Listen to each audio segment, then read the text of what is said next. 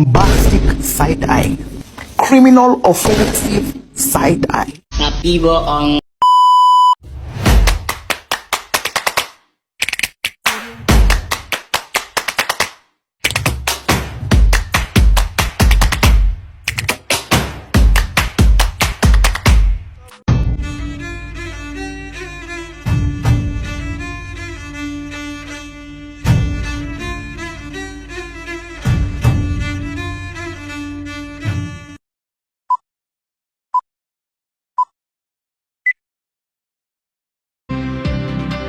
Assalamualaikum warahmatullahi wabarakatuh.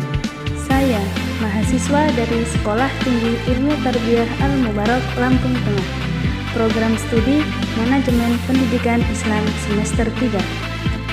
Video ini dibuat untuk menyelesaikan tugas mata kuliah Manajemen Peserta Didik dengan dosen pengampu Bapak Aditya Armadan MM dengan 3 poin materi. Yang pertama, apa itu pengertian bimbingan konseling? Dan yang kedua, bagaimana cara mengimplementasikan manajemen program bimbingan konseling? Yang ketiga, apa fungsi adanya layanan bimbingan konseling?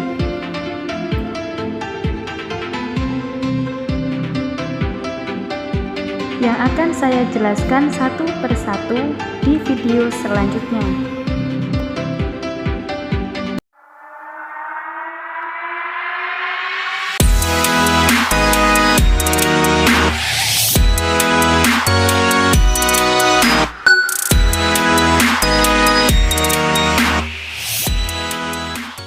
Pengertian bimbingan konseling. Bimbingan adalah bantuan yang diberikan seseorang kepada individu untuk menghindari atau mengatasi kesulitan. Konseling itu sendiri mempunyai arti bantuan agar orang lain mampu memilih kehidupannya sendiri. Bimbingan konseling sekolah adalah layanan bantuan untuk siswa agar bisa mandiri dan mengembangkan potensi secara optimal, baik masalah pribadi, sosial, belajar, maupun masalah karir. Berikut ini adalah penjelasan dari konsep manajemen yang diterapkan dalam bimbingan konseling. Yang pertama adalah perencanaan. Perencanaan bisa diimplementasikan dalam bimbingan konseling dengan cara menyiapkan program-program ke depannya yang mencakup program tahunan, yang kedua program semesteran, dan yang ketiga adalah program harian. Dalam program tahunan sendiri mencakup tentang layanan orientasi, tentang kedisiplinan, bimbingan kelompok, konseling kelompok. Selanjutnya, program semesteran yang mencakupi tentang bimbingan klasikal, papan bimbingan, dan pengembangan media bimbingan konseling. Yang terakhir adalah program harian yang mencakup tentang bimbingan sosial, yang mempunyai tujuan untuk mengetahui bakat-bakat siswa yang terpendam. Selanjutnya yaitu yang kedua, pengorganisasian. Pengorganisasian ini dapat diimplementasikan melalui bagaimana pelayanan yang diikuti oleh sekolah tersebut. Kita dapat melihat dari 2 arah. Yang pertama, kita lihat dulu, apabila di sekolah hanya mempunyai 1 guru pembimbing, maka model pelayanan bimbingan konselingnya terintegrasi secara umum. Dan yang kedua, apabila sekolah tersebut mempunyai banyak tenaga kepembimbingan, maka harus disusun antara lain yang pertama koordinator, yang kedua anggota, dan yang ketiga adalah staf administrasi pelayanan bimbingan konseling. Yang ketiga adalah penyusunan personalia. Prinsip ini bisa diterapkan oleh kepala sekolah untuk menggerakkan dan membimbing anggota-anggotanya. Yang keempat adalah pengarahan. Kegiatan ini bisa dilakukan oleh pemimpin untuk mengarahkan kepada anggota-anggotanya agar bekerja sesuai dengan jobnya masing-masing. Terakhir adalah pengawasan. Pelayanan konseling berkenaan dengan bagaimana melakukan pengawasan dan penilaian dari awal hingga akhir.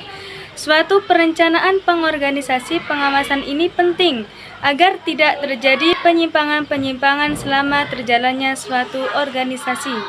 Selanjutnya adalah fungsi layanan bimbingan konseling. Fungsi dari layanan bimbingan konseling terbagi menjadi 8 bagian.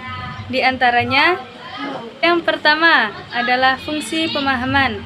Fungsi pemahaman adalah fungsi bimbingan konseling yang menghasilkan pemahaman sesuai dengan kepentingan pengembangan peserta didik, yang meliputi pemahaman diri sendiri, terutama peserta didik, orang tua, guru, pemahaman tentang lingkungan, keluarga, dan sekolah, pemahaman tentang lingkungan yang lebih luas, contohnya pemahaman informasi sosial dan budaya.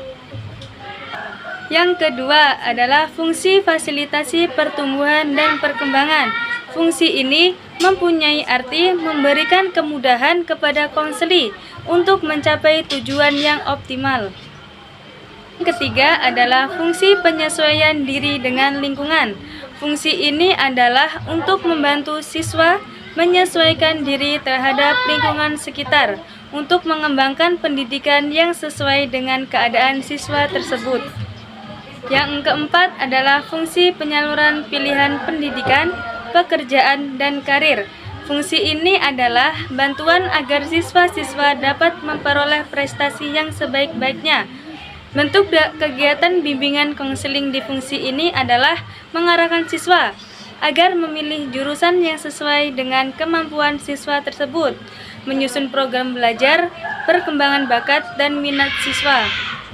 Yang kelima adalah fungsi pencegahan timbulnya masalah. Fungsi ini adalah upaya bimbingan konseling untuk mengantisipasi masalah yang akan terjadi ke depannya.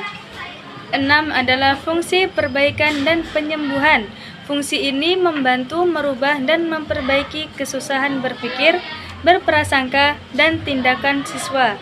Yang ketujuh adalah fungsi pemeliharaan kondisi pribadi dan situasi. Fungsi ini bertujuan untuk mengembangkan berbagai potensi positif siswa agar dapat lebih mantap mengembangkan potensinya tersebut. Yang terakhir adalah pengembangan potensi optimal. Dalam fungsi ini, guru bimbingan konseling harus selalu berupaya untuk menciptakan belajar yang kondusif dan memfasilitasi perkembangan siswa.